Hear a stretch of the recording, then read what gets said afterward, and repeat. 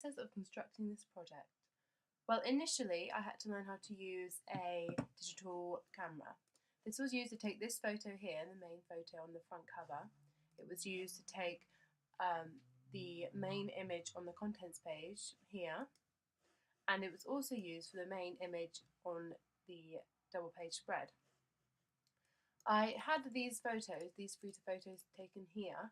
They were taken on an iPhone, so the quality of those aren't as good, whereas you can see the higher quality of these photos that were used on a digital camera. So that was the first technology I had to learn how to use.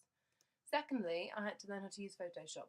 I had to learn how to create cover lines, such as these ones, along with boxes here for the main mast head here. And I created these translucent boxes here on Photoshop as well. And I had no idea how to use Photoshop when I originally started, so everything I did for this project was learn on the way. I created these little circle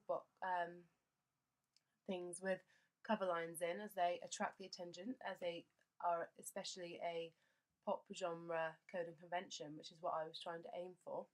I also managed to be able to put a love heart on here on Photoshop, as this is also another coding convention, and it also matches with the love heart on the main image, as that connotes for the pop genre too. I also was able to edit these 3 photos down the bottom. These were all taken on a digital camera as well, so I had to edit them to the same style as the main image, otherwise they wouldn't have fit in on the front cover.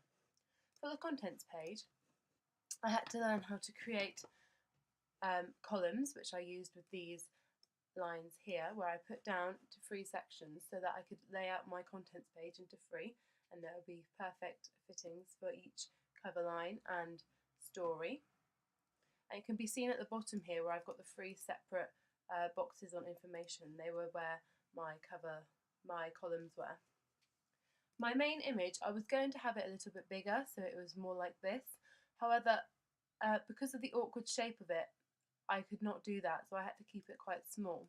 Although I think it works well because I was able to put the cover lines around the outside of them, and also I was able to create these boxes for the numbers to go in, and you can see them here on the small photos. I put them on there as they show which page they link to.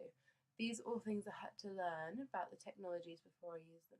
Another technology I had to use was InDesign, and I'd never used InDesign before either.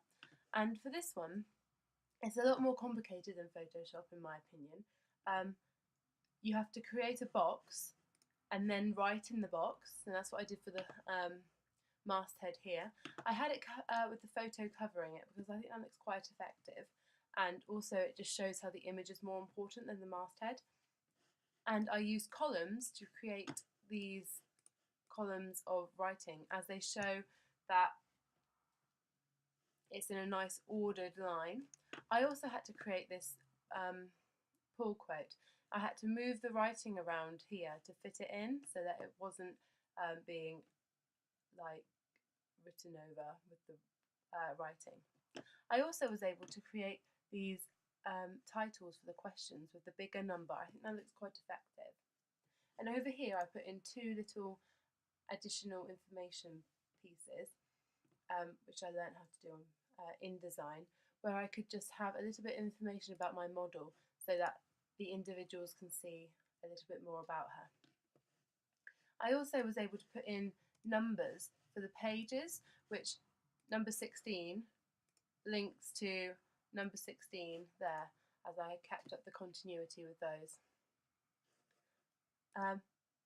I also had to learn how to use things like the brightness and contrast on the main photo, as it was quite a dark photo, and I feel for a pop genre it has to be quite bright and in your face, whereas a more grunge magazine would have a darker image. So I edited the photo and whitened her teeth and made her lips brighter to show that it's a pop magazine.